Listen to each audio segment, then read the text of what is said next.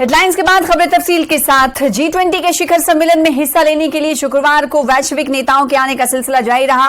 कई देशों के राष्ट्रीय अध्यक्ष दिल्ली पहुंच चुके हैं। दिल्ली में यह ऐतिहासिक पल है जब वैश्विक संगठन G20 की अध्यक्षता भारत कई वैश्विक मुद्दों को सुलझाने में मदद करने जा रहा है। भारत की अध्यक्षता में G20 के नेताओं का शिखर सम्मेलन 9 और 10 सितंबर को नई दिल्ली में हो रहा है। यानी दिल्ली 48 घंटे के लिए दुनिया का सबसे हॉट सेंटर होगा और पूरी दुनिया की निगाहें भारत मंडपम पर होंगी।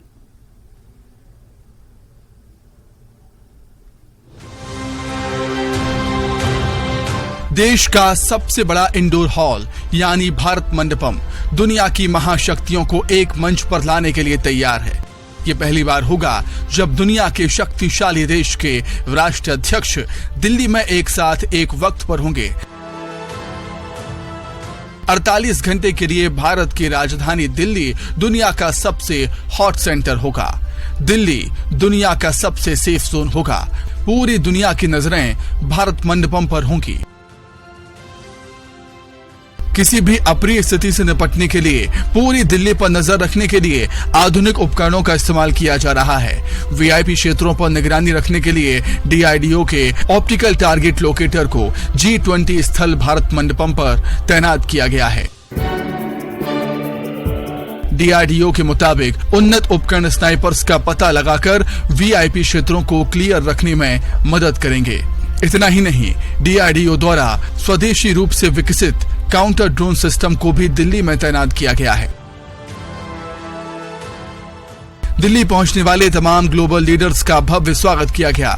ब्रिटिश पीएम ऋषि सुनक और उनकी पत्नी का भारत की जमीन पर ग्रैंड वेलकम किया गया।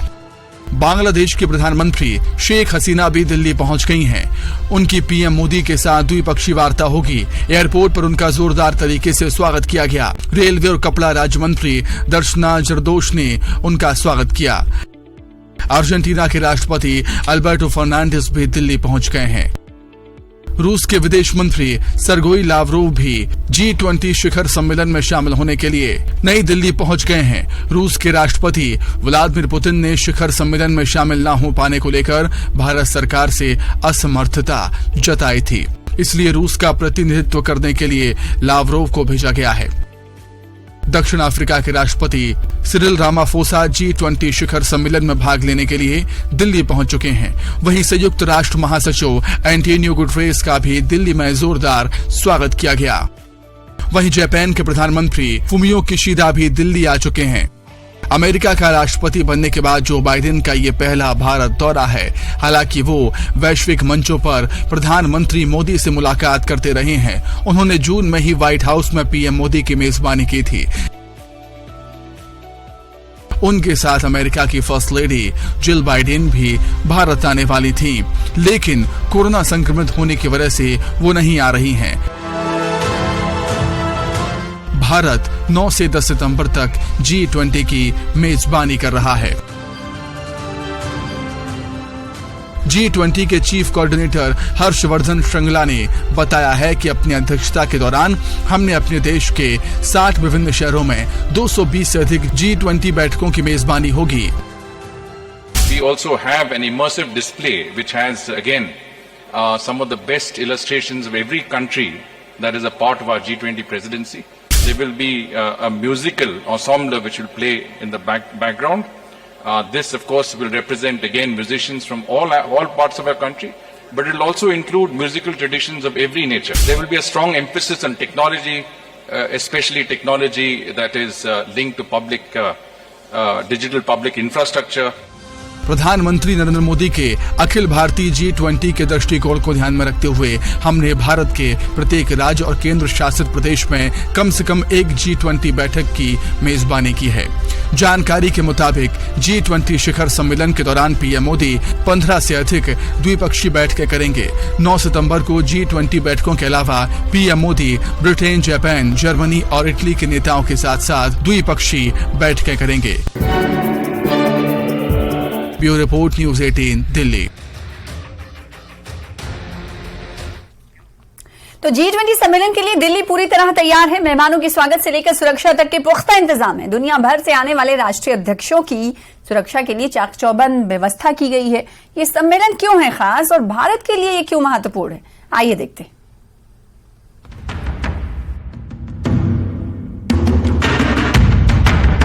दुनिया के सबसे ताकतवर देशों के प्रतिनिधियों के स्वागत के लिए दिल्ली तैयार है।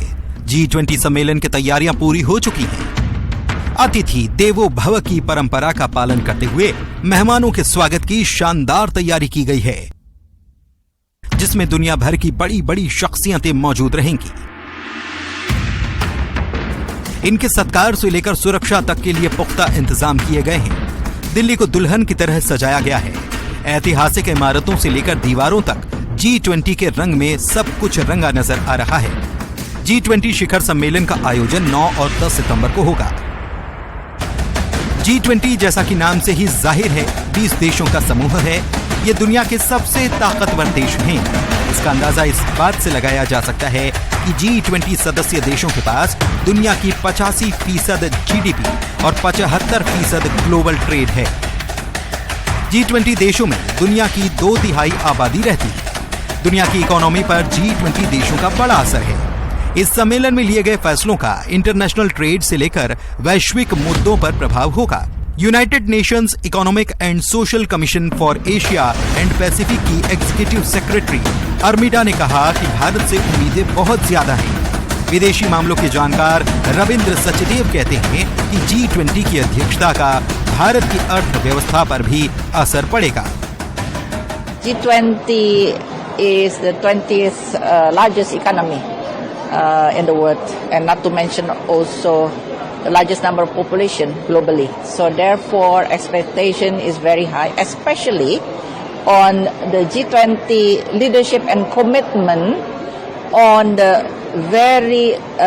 on the most pressing development issue and challenges. देखिए, G20 की अध्यक्षता का भारत की अर्थव्यवस्था पे फर्क पड़ेगा, पर ये नहीं कि कल या परसों, करीब साल, 1.5-2 साल में जाके फर्क पड़ेगा। इसका सबसे बड़ा कारण जो अर्थव्यवस्था को बेनिफिट होता है वो ये होता है, देखिए जो बड़ी बड़ी कंपनीज होती हैं अमेरिका, जापान, जर्मनी, फ्रांस इत्यादि की, वो कंपनीज अपने देश की सरकार को देखती है। वो ये देखती है कि हमारे देश की सरकार दूसरे देश यानी कि इस समय भारत के साथ इसके रिश्ते कैसे हैं। अगर उन्हें दिखता है कि उनके देश की सरकार के भारत की सरकार और भारत के साथ रिश्ते स्टेबल, स्ट्रांग और बढ़ते जा रहे हैं, तब वो भी निवेश करने की ज्यादा सोचती है। G20 की अध्यक्षता भारत के लिए बड़ा मौका है और जब दुनिया भर के बड़े नेता सम्मेलन में शिरकत करने के लिए आने वाले हैं तो उनके स्वागत की भी जोरदार तैयारी की गई है। इस सम्मेलन से वैश्विक समस्याओं के समाधान निकलेंगे और दुनिया में भारत का रुतबा और बढ़ेगा।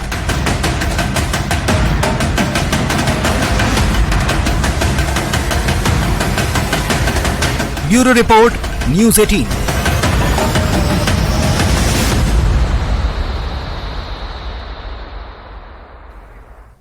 आगे बढ़ेंगे। बीजेपी के बाद अब कांग्रेस भी छत्तीसगढ़ में अपने उम्मीदवारों की पहली लिस्ट जारी करने की तैयारी में है। सूत्रों के मुताबिक पार्टी ने कई सीटों पर नाम भी तय कर लिए हैं और इन नामों को स्क्रीनिंग कमेटी को भेज दिया गया है। ऐसा माना जा रहा है कि राजनांदगांव में भरोसे का सम्मेलन के बाद कांग्रेस अपने उम्मीदवारों की लिस्ट जारी कर सकती है। इस बीच भरोसे का सम्मेलन से पहले राज्य में सियासत तेज हो गई है।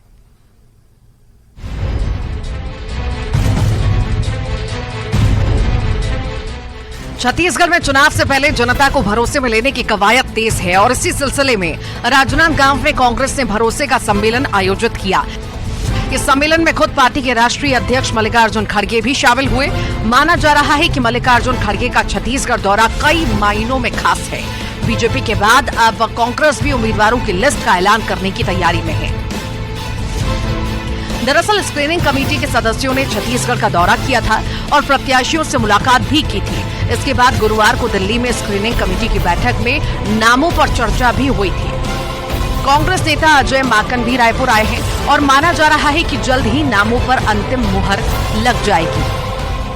नेता डिसूजा जी और हनुमंतैया जी, ये दोनों स्क्रीनिंग कमेटी के मेंबर्स पूरे छत्तीसगढ़ के अंदर डिस्ट्रिक्ट वाइज जाकर के सभी प्रत्याशियों से मिले हैं और सभी प्रत्याशियों से मिलने के बाद में इन्होंने अपनी रिपोर्ट तैयार करी है, जिसकी कल हम लोगों ने विस्तार से दिल्ली में चर्चा करी है और अब उसके बेसिस के ऊपर हम लोग आगे यहाँ पे चर्चा करेंगे। लेकिन इस बीच कांग्रेस की उम्मीदवारों की लिस्ट और भरोसे के सम्मेलन को लेकर सियासत भी गर्मा चुकी है। बीजेपी ने कांग्रेस अध्यक्ष मल्लिकार्जुन खड़गे के छत्तीसगढ़ दौरे पर निशाना साधा। बीजेपी सांसद सरोज पांडे ने खड़गे से 9 सवाल पूछे हैं। खास तौर पर देश के नाम भारत को लेकर बीजेपी ने कांग्रेस को घेरा है। विगत दिनों G20 के विषय पर लगातार आप सभी के बीच इस विषय पर भारत शब्द को लेकर लगातार डिस्कशन हो रहे हैं और कांग्रेस उसमें अपना पक्ष रखती है।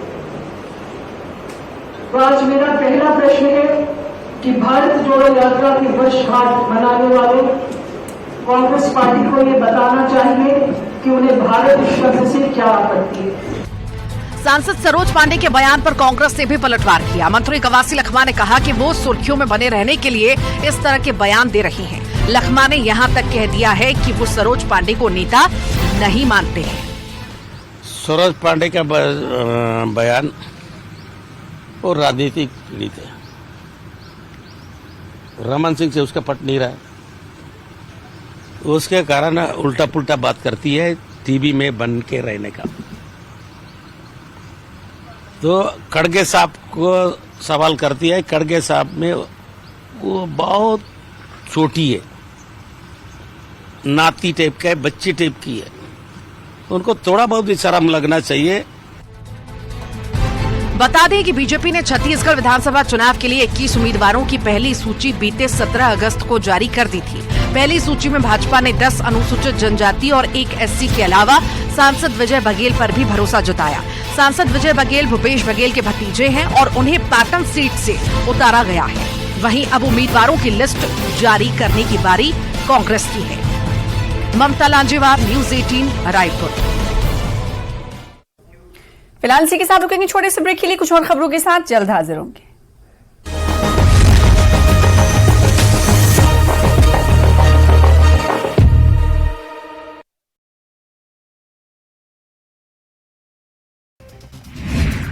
बारामूला पलहालन में ड्रग डीलर गिरफ्तार, उसके पास से प्रतिबंधित वस्तुएं की गई जब्त। पलहालन मोड़ से किया गया गिरफ्तार। श्री कृष्ण जन्माष्टमी के अवसर पर रामबन में निकाली गई शोभा यात्रा, जगह जगह लोगों ने किया स्वागत।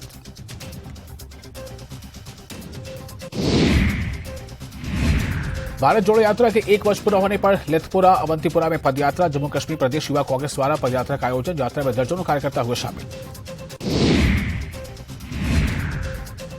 जम्मू कश्मीर उद्यमिता विकास संस्थान द्वारा 1 दिवसीय उद्योग शैक्षणिक इंटरफेस कार्यक्रम का किया गया आयोजन। कार्यक्रम का उद्देश्य समझना था स्टार्टअप इकोसिस्टम को। टनमर्ग के चांडाल वर्णिगाम में पानी की कमी, लोगों को भारी दिक्कतों का सामना करना पड़ता है। सेना ने पानी के टैंकरों से पानी उपलब्ध कराया।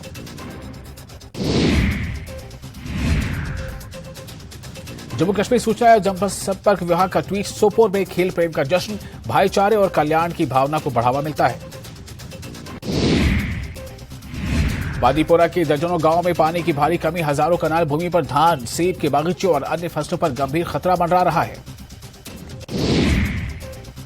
उपराज्यपाल मनोज सिन्हा का बयान, आतंकवादियों और उनके समर्थकों को न दे पनाह, पुलिस और सुरक्षा बल आतंकवादियों से निपटने में सक्षम। उधमपुर रेलवे स्टेशन का नाम बदलने के प्रस्ताव को हरी झंडी, अब शहीद कैप्टन तुषार महाजन रेलवे स्टेशन होगा नाम।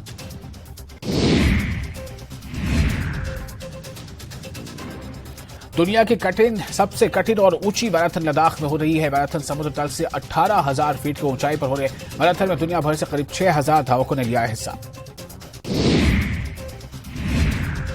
सोहेल अहमद ने बॉडी बिल्डिंग चैंपियनशिप में मिस्टर कश्मीर का खिताब जीता। पानपुर में प्रोत्साहन मिलने पर सोहेल अहमद ने खुशी जताई। नालागढ़ में होटल मालिक को 1 करोड़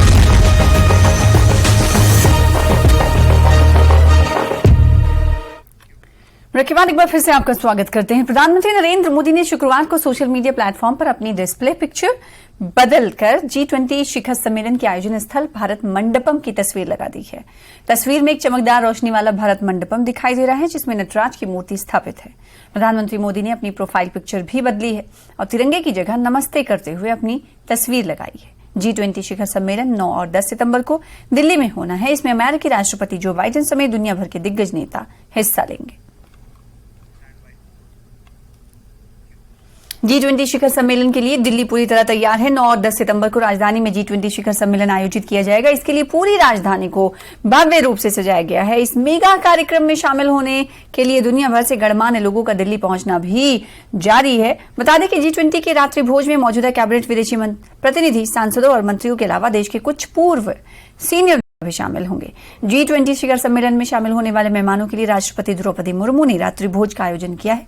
इसके लिए सभी कैबिनेट और राज्य मंत्रियों को निमंत्रण भेजा गया है। डिनर के लिए सभी मुख्यमंत्रियों को भी बुलाया गया है। मेहमानों की लिस्ट में सभी सचिव और अन्य विशिष्ट अतिथि, जिसमें बड़े उद्योगपति भी शामिल हैं। पूर्व प्रधानमंत्री डॉक्टर मनमोहन सिंह और एच.डी. देवेगौड़ा को भी रात्रि भोज के लिए आमंत्रित किया गया है। लेकिन कांग्रेस अध्यक्ष सोनिया गांधी और राज्यसभा में विपक्ष के नेता मल्लिकार्जुन खड़गे को न्योता नहीं भेजा गया है। साथ ही किसी अन्य राजनीतिक दल के नेता को भी निमंत्रण नहीं दिया गया है। पाकिस्तान में आंतरिक प्रतिद्वंदिता में LET कमांडर की हत्या कर दी गई है। रावलकोट मस्जिद में फजर की नमाज के दौरान JUD नेता की हत्या की गई है। वहीं रावलकोट मस्जिद में अज्ञात बंदूकधारियों ने मोहम्मद आजम के बेटे रियाज की हत्या कर दी। आपको बता दें कि कासिम उन 8 खूंखार आतंकियों में शामिल है जो जम्मू पुलिस की हिट लिस्ट में है और पाकिस्तान स्थित कमांडर कासिम का करीबी सहयोगी भी है। हिमाचल प्रदेश के सीएम सुक्खू ने ऐलान किया है कि CID और विजिलेंस विभाग में 5 सालों से एक ही जगह पर तैनात सभी अधिकारियों और कर्मचारियों का तबादला होगा, चाहे वो मेरा भाई ही क्यों ना हो। सीएम ने यह ऐलान अपने जनता दरबार में एक कर्मचारी की फरियाद पर की।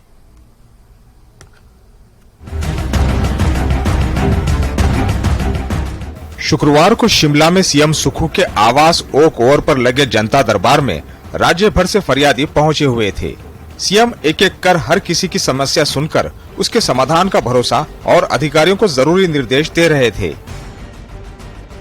इसी बीच एक सरकारी कर्मचारी सीएम के पास ट्रांसफर की सिफारिश लेकर आ पहुंचा, जिसे सुनने के बाद सीएम सुक्खू ने फौरन आदेश सुना दिया कि CID और विजिलेंस विभाग में 5 सालों से एक जगह पर तैनात सभी अधिकारियों और कर्मचारियों का तबादला होगा, चाहे वो मेरे भाई ही क्यों ना हो।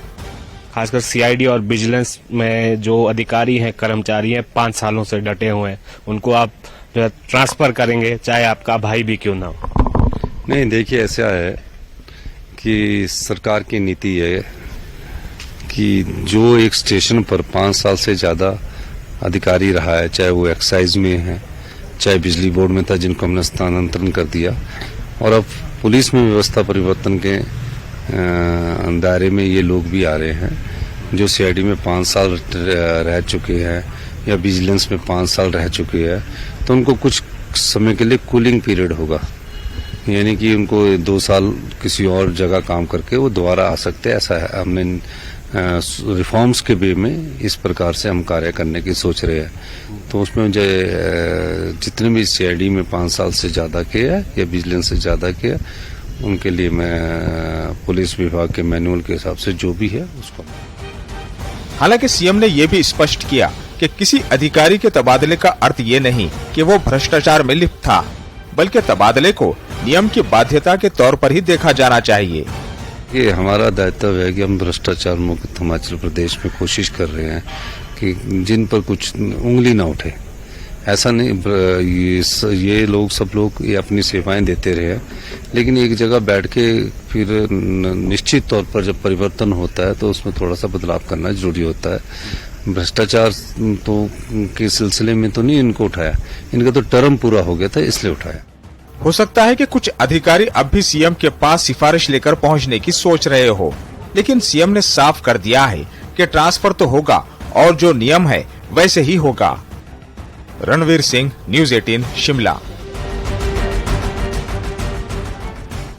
सीएम सुक्खू का एक बयान पूर्व मंत्री विक्रम ठाकुर को चुभ गया। सीएम ने उन्हें पूर्व क्रशर मंत्री बता दिया था, जिस पर पूर्व मंत्री क्रशर के कारोबार में कई बड़े अधिकारियों के नाम का पर्दाफाश करने लगे। देखिए रिपोर्ट।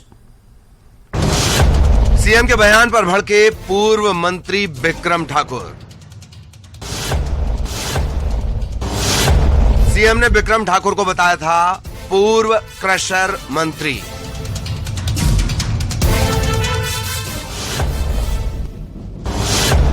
विक्रम ठाकुर ने अफसरों के नाम का किया खुलासा। विक्रम ठाकुर जी उद्योग मंत्री तो थे ही, क्रशर मंत्री भी। विक्रम ठाकुर जी उद्योग मंत्री तो थे ही, क्रशर मंत्री भी। विक्रम ठाकुर जी उद्योग मंत्री तो थे ही, क्रशर मंत्री भी। मुख्यमंत्री सुखविंदर सुक्खू का यह बयान पूर्व मंत्री विक्रम ठाकुर को रास नहीं आया, क्योंकि कांगड़ा में बंद किए गए स्टोन क्रशर के सवाल पर सीएम ने पूर्व उद्योग मंत्री को पूर्व क्रशर मंत्री बता डाला। विक्रम ठाकुर जी उद्योग मंत्री तो थे ही, क्रशर मंत्री भी। विक्रम ठाकुर जी उद्योग मंत्री तो थे ही, क्रशर मंत्री भी। विक्रम ठाकुर जी उद्योग मंत्री तो थे ही, क्रशर मंत्री भी। मीडिया ने जब विक्रम ठाकुर से पूछा कि आखिर सीएम के इस बयान का मतलब क्या है, तो उन्होंने सीएम पर सवाल उठाते हुए कई अधिकारियों पर स्टोन क्रशर चलाने का खुलासा कर डाला। ये सुखविंदर सिंह सुक्खू जी की मोतियों वाली सरकार ने किसी चले हुई लीज के ऊपर ही उस प्रोजेक्ट को जो है वो प्रोजेक्ट को क्रश करने की अनुमति दे दी है। इसके बारे में जो व्यथा उन्होंने बताई है वो व्यथा बिल्कुल गलत बताई है, और अगर वो फिर बार बार क्वेश्चन करने से नहीं हटेंगे तो मैं नाम भी बता दूंगा जिनके क्रशरों पे ऐसा हो रहा है। इसलिए चीफ पार्लियामेंट्री सेक्रेटरी इंडस्ट्री का उसके क्रशर चल रहे हैं, इंडस्ट्री मिनिस्टर के क्रशर चल रहे हैं, स्वाम पे क्रशर चल रहे हैं, और आप जो ब्यास की नदी है उसके ऊपर आप बोल रहे हैं क्रशर नहीं चलना चाहिए। असल में पहले विक्रम ठाकुर ने कांगड़ा में क्रशर को बंद करने पर सवाल उठाए थे। इसे लेकर गुरुवार को देहरा दौरे पर पहुंचे सीएम से मीडिया ने सवाल किया था। जवाब में उन्होंने कहा कि क्रशर सिर्फ कांगड़ा में ही नहीं बल्कि ब्यास नदी के किनारे दूसरी जगहों पर भी बंद किए गए हैं। तो बीजेपी के जो पूर्व उद्योग मंत्री कह रहे हैं कि स्टोन क्रशर सिर्फ कांगड़ा के क्यों बंद किए गए हैं, सिर्फ कांगड़ा के क्यों बंद किए, क्या भेदभाव किया जा रहा है? वो उद्योग मंत्री थे और क्रशर मंत्री भी थे। विक्रम ठाकुर जी उद्योग मंत्री तो थे ही, क्रशर मंत्री भी थे। सिर्फ कांगड़ा के क्यों बंद किए गए? तो मेरा ख्याल है आप भी पत्रकार है, आपको नहीं आपको भी जानकारी नहीं है। कांगड़ा नहीं, रिवर ब्यास के इर्द गिर्द जो है जिसमें कुल्लू भी आता है, मंडी भी आता है, हमीरपुर भी आता है, कांगड़ा भी आता है। मगर सीएम के बयान पर पूर्व मंत्री अब जिस तेवर में आ चुके हैं उससे लगता है कि क्रशर के मुद्दे पर भी पक्ष विपक्ष में सियासी युद्ध छिड़ चुका है। ब्रजेश्वर साकी, news 18 Dehra. Deputy CM Mukesh Agnihotri ने आज अपने विधानसभा क्षेत्र हरोली में तकरीबन 50 करोड़ की योजनाओं का उद्घाटन और शिलान्यास करते हुए विकास पर्व का शुभारंभ किया। डिप्टी सीएम ने कहा कि अब हर साल 8 सितंबर को हरोली में ऐसी ही योजनाओं का शुभारंभ कर विकास पर्व मनाया जाएगा।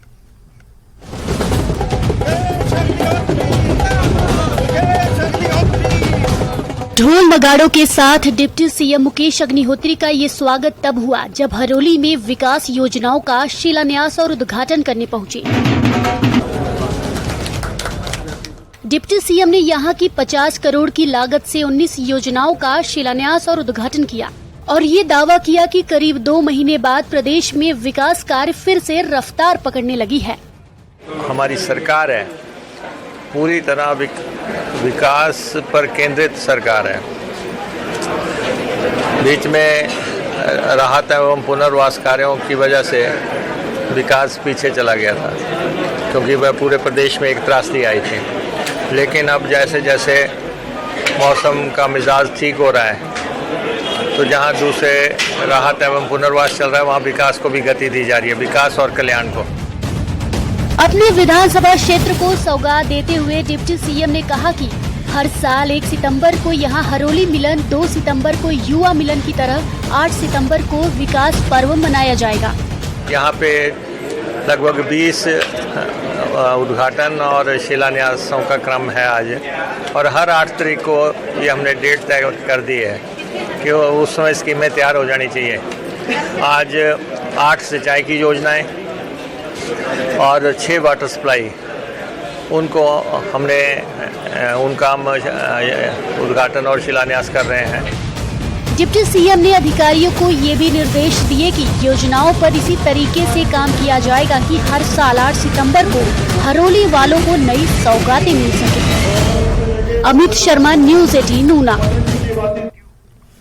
रविवार को भारत और पाकिस्तान के बीच सुपर संडे वाला महामुकाबला होगा। एशिया कप 2023 के ग्रुप स्टेज के मैच में भारत और पाकिस्तान का मुकाबला बारिश के कारण पूरा नहीं हो पाया था, लेकिन रविवार को भारत पाकिस्तान के बीच खेले जाने वाले मुकाबले को लेकर टूर्नामेंट के आयोजकों ने अब नया प्लान तैयार किया है। क्या है प्लान, देखिए इस रिपोर्ट में और मुझे दीजिए इजाजत। नमस्कार।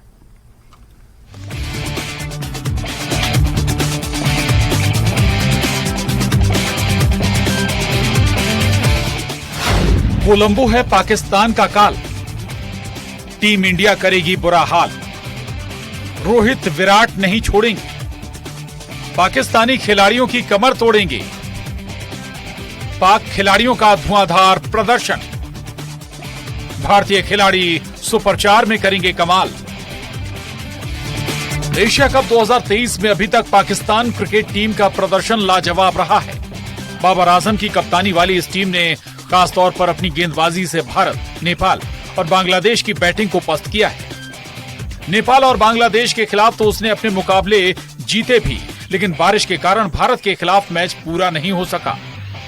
लगातार दमदार खेल दिखा रही ये टीम अब एक बार फिर टीम इंडिया से टकराने वाली है। तो एशिया कप में पाकिस्तानी खिलाड़ियों का प्रदर्शन क्या कहता है, नजर डालिए। बाबर आजम 3 मुकाबले खेले, 2 इनिंग्स, रन 168 बनाए, best score 151 run.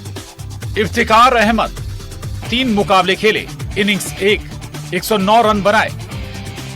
Mohammad Rizwan 3 मुकाबले खेले, 2 इनिंग्स, 102 रन बनाए। पाकिस्तानी बल्लेबाज रंग में है, ताबड़तोड़ प्रदर्शन कर रहे हैं। उन्हें रोकना भारतीय गेंदबाजों के लिए आसान नहीं होगा। वहीं भारतीय बल्लेबाजों का एशिया कप में प्रदर्शन कुछ खास नहीं रहा है। भारतीय बल्लेबाजों पर भी एक नजर डालिए। रोहित शर्मा 2 मुकाबले खेले, 2 इनिंग्स, 85 रन बनाए। ईशान किशन 2 मुकाबले खेले, 1 इनिंग्स, 82 रन। शुभमन गिल 2 मुकाबले खेले, 2 पारी, 77 रन बनाए। ये तो दोनों टीमों के बल्लेबाजों की बात हो गई, जो साफ बता रहा है कि पाकिस्तानी खिलाड़ी कहीं आगे हैं। ऐसे में चयन प्रक्रिया पर भी सवाल उठते हैं। टीम मैनेजमेंट पर सवाल खड़े होते हैं। जब केएल राहुल जैसे खिलाड़ी फिट नहीं तो फिर चयन क्यों? बुमराह को जब वापस लौटना था तो फिर उनका चयन क्यों? बात बुमराह की उठी तो पाकिस्तानी गेंदबाजी पर भी नजर डालिए। हारिस रऊफ इनिंग्स 3 मुकाबले, 9 विकेट। नशीम शाह इनिंग्स 3 मुकाबले, 7 विकेट झटके। शाहीन अफरीदी इनिंग्स 3 मुकाबले, 7 विकेट लिए। पाकिस्तान के सिर्फ बल्लेबाजों ने ही अच्छा खेल नहीं दिखाया है, बल्कि गेंदबाजों ने भी अटैकिंग बॉलिंग की है। वहीं भारतीय गेंदबाज भी कुछ खास प्रदर्शन करते नजर नहीं आए।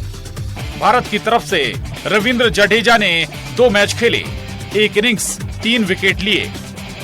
मोहम्मद सिराज 2 मुकाबले खेले, 1 इनिंग्स, जबकि 3 विकेट हासिल किए। इन दोनों खिलाड़ियों के अलावा किसी ने छाप नहीं छोड़ी है।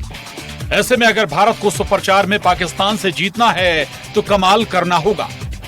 भारतीय खिलाड़ियों को अपना अब तक का सबसे बेहतरीन प्रदर्शन करना होगा, खासकर गेंदबाजों को, क्योंकि पिछले मैच में नेपाल जैसी टीम ने भारतीय गेंदबाजों के सामने 230 रन का स्कोर खड़ा कर दिया, जो गेंदबाजी पर सवाल खड़े करते हैं। सवाल उस बल्लेबाजी पर भी जो अब तक रंग में नजर नहीं आई। तो क्या रविवार को जब भारतीय टीम मैदान में उतरेगी तो पाकिस्तान के सामने टिक पाएगी? भारतीय फैंस को ऐसे कई सवालों के जवाब का इंतजार है। क्या टीम इंडिया इन सवालों का जवाब दे पाएगी? Bureau report, news 18।